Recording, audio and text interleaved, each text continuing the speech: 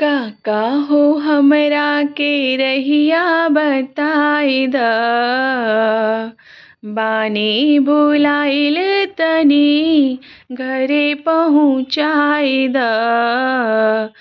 ना जानी गौआ के नाम एगो काली माई बाड़ी हमरा गाँव हो एगो काली माई बाड़ी हमरा गाँव। काका हो हमरा के रहिया बताई द। बानी बुलाइल तनी घरे पहुँचाई द।